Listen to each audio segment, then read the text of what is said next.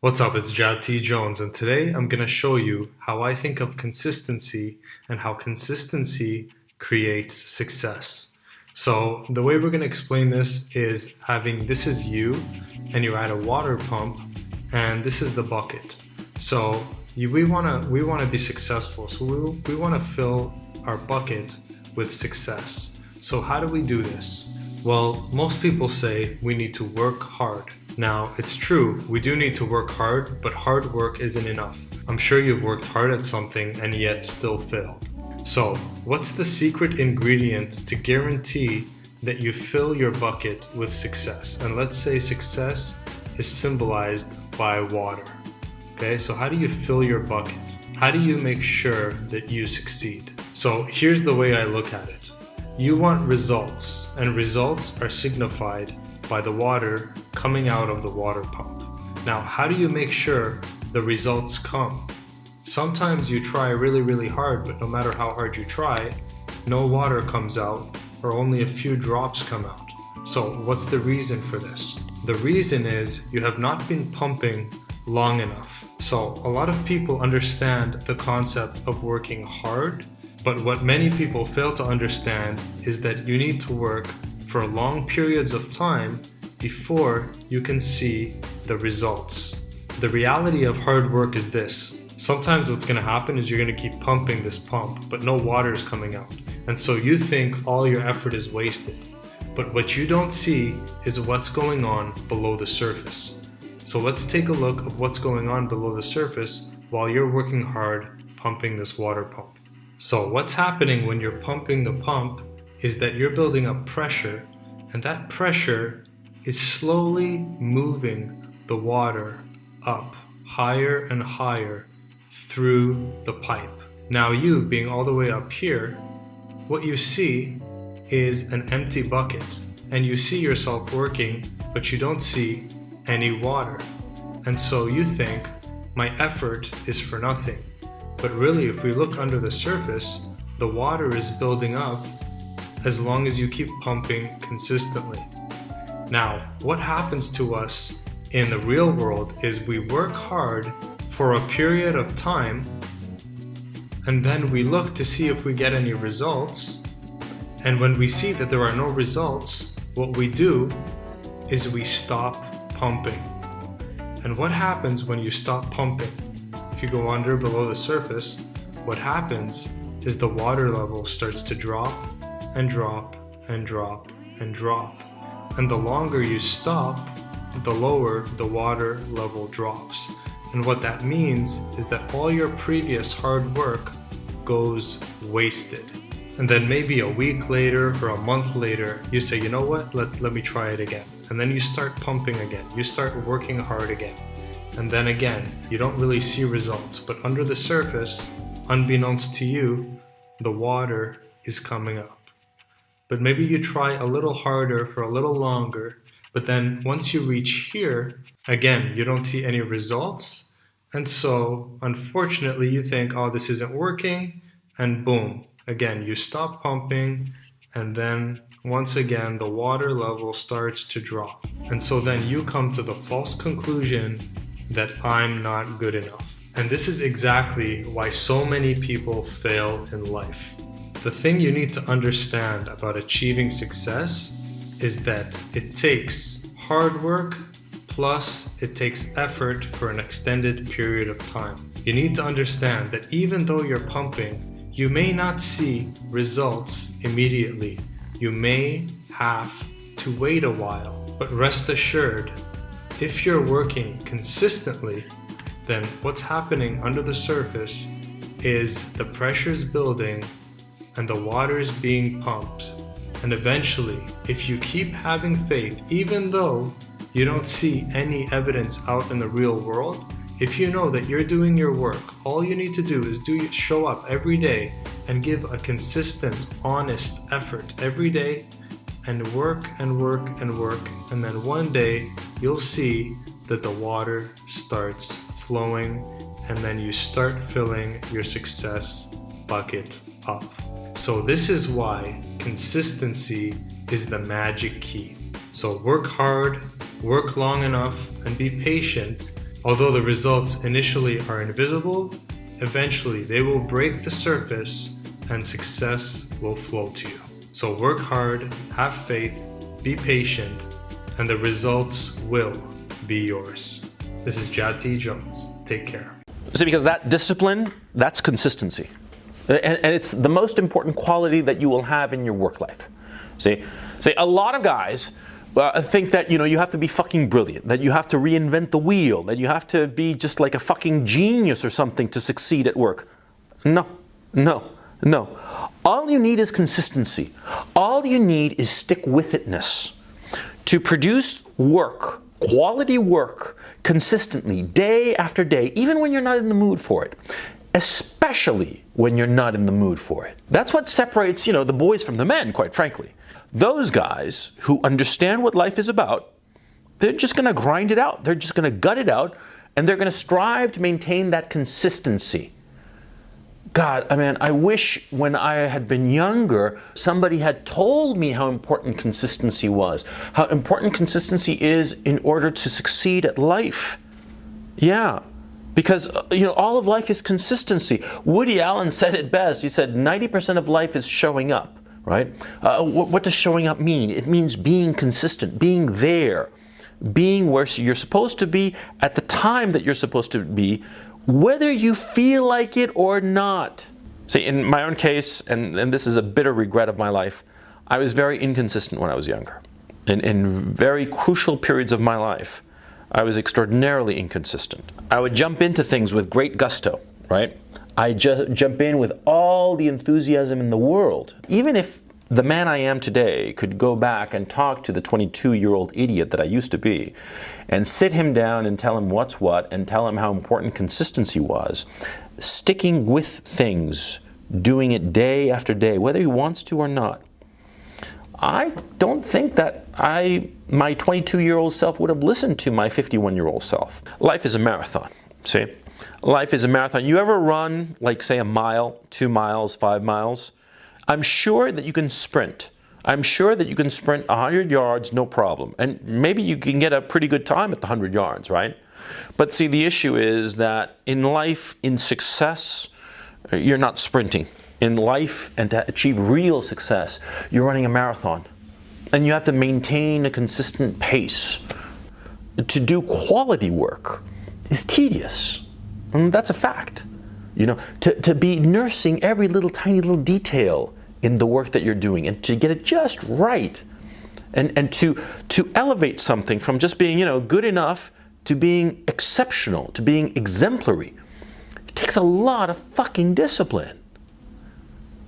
You've been in a situation where you've written a paper for college, right? And you wrote it, half-assed, in 5 minutes before it was due, right?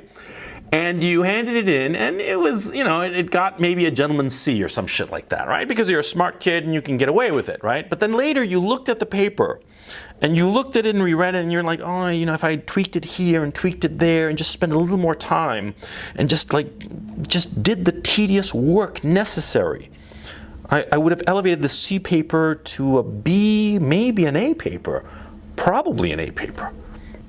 Now, when you decide to be consistent in your work, what you are doing is you are setting aside the feelings of impatience, of boredom, the feelings of temptation, the feelings of wanting to do something more interesting rather than the work that you're supposed to do. You're setting those feelings aside, and you're using your reason and your logic and your acquired knowledge to understand that in the future, you need to be consistent in order to be successful. The successful people in the world, they are all consistent. Every single one. That's the key to their success. Do you love your wife? Yes. Right? Prove it. Like, what's the metric? Give me the number that helps me know, right? Because when you met her, you didn't love her, right? Now you love her, right? Tell me the day the love happened. It's an impossible question, right? But it's not that it doesn't exist. It's that it's much easier to prove over time, right? So all leadership is the same thing. It's about transition. So if you were to go to the gym, right? It's like exercise, right? If you go to the gym and you work out and you come back and you look in the mirror, you will see Nothing. And if you go to the gym the next day and you come back and you look in the mirror, you will see nothing, right? So clearly there's no results, can't be measured, it must not be effective. So we quit, right? Or if you fundamentally believe that this is the right course of action and you stick with it, like in a relationship, I bought her flowers and I wished her happy birthday, and she doesn't love me. Clearly I'll give up. You know, that's not what happens. If you believe there's something there, you commit yourself to an act of service. You commit yourself to the regime, the exercise. You can screw it up. You can eat chocolate cake one day. You can skip a day or two. You know, it allows for that. But if you stick with it consistently, I'm not exactly sure what day, but I know you'll start getting into shape. I know it. And the same with the relationship. It's not about the events. It's not about intensity. It's about consistency, right? You go to the dentist twice a year, your teeth will fall out. You have to brush your teeth every day for 2 minutes. What does brushing your teeth twice a day for 2 minutes do? Nothing. Unless you do it every day, twice a day for 2 minutes, right? It's the consistency. Going to the gym for 9 hours does not get you into shape. Working out every day for 20 minutes gets you into shape. So the problem is we treat leadership with intensity. We have a 2-day offsite, we invite a bunch of speakers, we give everybody a certificate. You're a leader, right? Those things are like going to the dentist. They're very important. They're good for reminding us or getting us back on track, learning new lessons. But it's the daily practice of all the monotonous, little, boring things like brushing your teeth that matter the most. She didn't fall in love with you because you remembered her birthday and bought her flowers on Valentine's Day. She fell in love with you because when you woke up in the morning, you said good morning to her before you checked your phone. She fell in love with you because when you went to the fridge to get yourself a drink, you got her one without even asking. She fell in love with you because when you had an amazing day at work and she came home and she had a terrible day at work, you didn't say, yeah, but let me tell you about my day. Right. You sat and listened to her awful day and you didn't say a thing about your amazing day. This is why she fell in love with you. I can't tell you exactly what day, and it was no particular thing you did. It was the accumulation of all of those little things that she woke up one day and as if she pressed a button, she goes, I love him, right? Leadership is exactly the same. There's no event. There's no thing I can tell you you have to do that your people will trust you. It just doesn't work that way. It's an accumulation of lots and lots of little things that anyone by themselves is innocuous and useless. Literally, pointless by themselves. People will look at little things that are good leadership practices and say, that won't work. And you're absolutely right. But if you do it consistently, and you do it in combination with lots of other little things, like saying good morning to someone, that looking them in the eye. My friend George, who's a 3-star general in the Marine Corps, he says his test for leadership, and I love this, he goes, his test for a good leader is if you ask somebody how their day is going, you actually care about the answer. Right? The number of times we're walking to a meeting, we're rushing, we go, how are you? Not good, I got to get to you later, I'm late for a meeting. Right. If you ask the question, you were standing there and you were listening to the answer. It's those little innocuous things that you do over and over and over and over that people will say, I love my job. And it's Q&A Tuesday, best day of the week. Today's question comes from Kat, and Kat writes, I love Marie TV, keep it up, girl. But my question is, how do you stay consistent? I always try to set some time aside for actions that'll help me get further in my career. I'll be doing great for 2 weeks, and by the third, I fall off the wagon, go on a hiatus, and have to start all over again, which is much harder to do each time. What can you suggest for staying on task without getting burned out and quitting? Lots of loves and laughs your way, Kat. Kat, this is such an important question. Most of us struggle with being more consistent in some part of our lives, and it's really worth working on because the rewards of being consistent are huge. So that being said, here are 5 secrets to help you be more consistently consistent.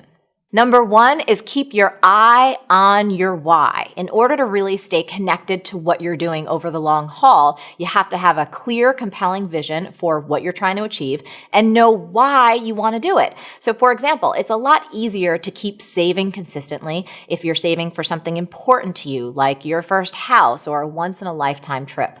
You know, when I think about Marie TV, this is a big commitment and we're in our 5th season, and it's not easy to keep doing this week after week. but I am committed because I'm clear on my why. This show is really the soul of my brand, and it's the primary way that I get to make a difference to as many people as possible around the world, and that's really important to me. So that's my why, and it is always in my eye. Number 2 is pick your battle. Now notice, I didn't say battles, I said battle. So I want you to pick one thing and just stick with that. The reason why is that we human beings have limited capacity when it comes to willpower and discipline. In fact, studies show that doctors recommend you do not try to do something like quit smoking and quit sugar at the same time, or you're going to fail at both. And I tend to agree. So pick one thing, and once you really make that a habit and you win that battle, then you can add on something else. Number 3 is schedule it. The late Stephen Covey said this, and it is a major, major secret to consistency. Don't prioritize your schedule, schedule your priorities. So this subtle distinction is so important. When you're trying to make something consistent in your life, you want to really build your whole life around it rather than trying to fit it in. You know, when it comes to Marie TV, the reason that this gets done so consistently is that we schedule it and we build our entire year around it. So everybody who works on Marie TV, we have these dates for the year. They are sacred, they're non-negotiable, and this is gonna happen come hell or high water. Number 4 is ignore your feelings. Now, this is probably the only time you're going to ever hear me say this, but when it comes to developing consistency, it's pretty darn important to ignore the voice in your head that says, "Wah, I don't feel like it." I mean, anytime you're trying to be consistent at something worthwhile, like working out or meditating or painting or whatever, it's guaranteed you're going to hear that voice. "Wah, I don't feel like it." I mean, I hear that voice all the time. There are some days, as much as I love what I do, I don't feel like going to work. I don't feel like doing much of anything. But I've trained myself to override that whole voice in my head because I know the power of consistency. Now, if you've been consistent with something for a long time, or you're just clear that whatever you're up to, you're just done with it, that is fine. You can totally pay attention to your feelings, close that chapter, and move on.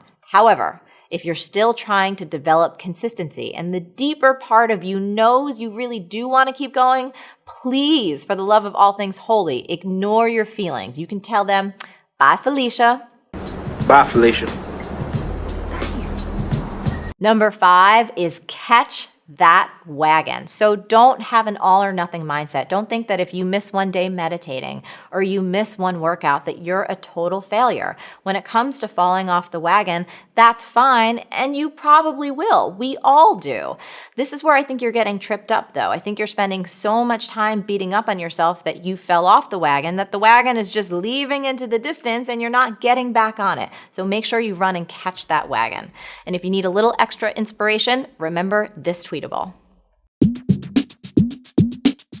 Success doesn't come from what you do occasionally, it comes from what you do consistently. So there you have it, Kat. 5 secrets to be more consistently consistent.